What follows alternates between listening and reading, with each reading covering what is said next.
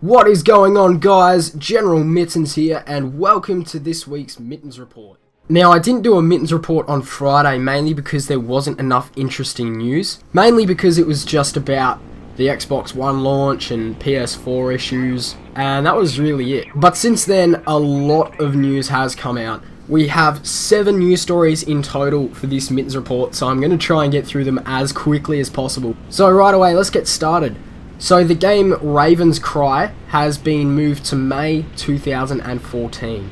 Now, Raven's Cry is an action-adventure game by Reality Pump, set in the Caribbean, and you play as a pirate.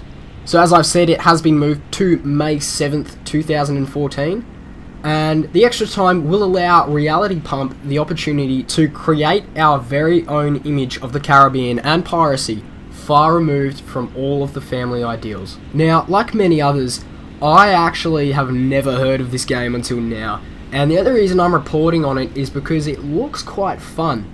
There are 4 screenshots in the news report which I have linked below, and the first one kind of contradicts the statement above about creating their very own image far from all the family ideals, because the main character has a hook hand. Now, having a hook hand, I believe, is a family ideal, because I don't think many pirates had hook hands. I think that's, again, one of the many family ideals, you know, Peter Pan kind of a deal. But the screenshots actually look very good. It sort of looks, the graphics wise, it looks in between Assassin's Creed 4 Black Flag and RYSE 2. Slightly more on Assassin's Creed side with the graphics. There's a lot of nice textures, especially on his leather coat thing there, and his undershirt and his glove.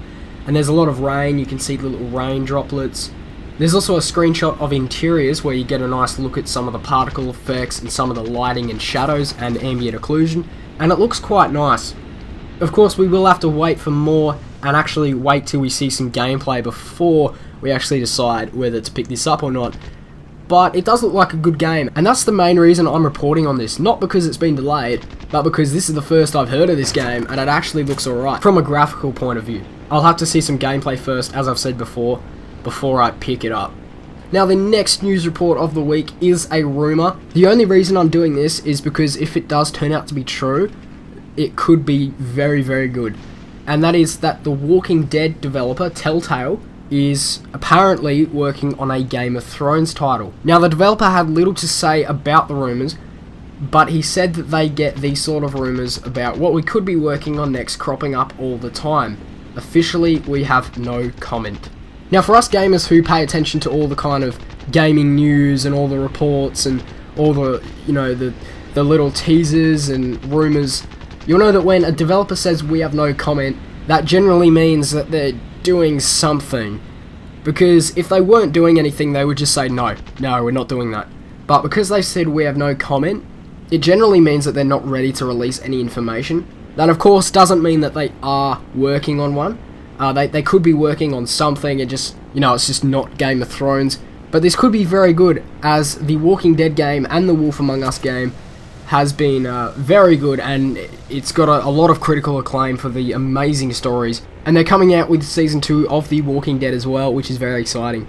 Now, if this is true, this could be the best Game of Thrones game to date. There's been a couple of Game of Thrones games, the most notable being the third-person action RPG, which I have, and I'm going to be doing a playthrough, or a let's play, of that in the near future.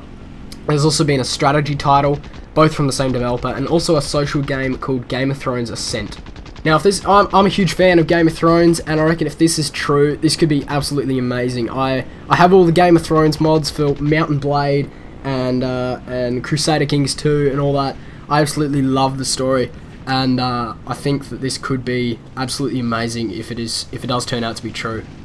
Now, the next news report of the week is that the Xbox One has sold over 1 million consoles in less than 24 hours. Now, Microsoft said that the Xbox One's launch was the biggest launch in Xbox history. We are humbled and grateful for the excitement of Xbox fans around the world. Seeing thousands of excited fans lining up to get their Xbox One and their love for gaming was truly a special moment for everyone on the Xbox team. We are working hard to create more Xbox One consoles and look forward to fulfilling holiday gift wishes this season. Now, this is absolutely brilliant news for Microsoft, and this is very similar to another news report that came earlier in the week, and it's that the PS4 also sold 1 million units during the first 24 hours. So this does sound like they are on par with each other, but there is a big difference that a lot of people are overlooking, and it's that Xbox One released pretty much simultaneously across the world. Not the exact same time, but the same time relative to their time zones. So New Zealand got theirs at midnight, and then 3 hours later Australia got theirs at midnight, that kind of thing. And that was worldwide, and they sold over 1 million consoles in less than 24 hours. Now this could be worldwide figures, or this could just be North American figures, but the PlayStation 4 sold 1 million units during the first 24 hours of availability in North America. So if the Xbox One figures were worldwide, that means that the PS4 had the ability to completely outsell the Xbox One on launch day if they released simultaneously. Now here in Australia, and I believe in Europe as well, the PS4 still hasn't been released, so it's only been a North American release. So that's why the PS4 could have easily outsold the Xbox One worldwide. But either way, this is a great milestone and a great achievement from both developers, and they both should be very happy with their work and very happy with what they've achieved.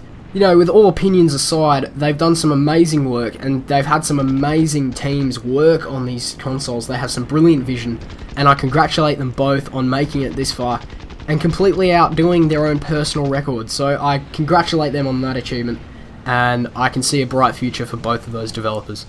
Now the next news report is quite short. It's that Battlefield 4 players across all platforms are getting double XP starting the 28th of November through to the 5th of December. And at the end of the double XP weekend, everyone is getting a pistol scope for the M1911.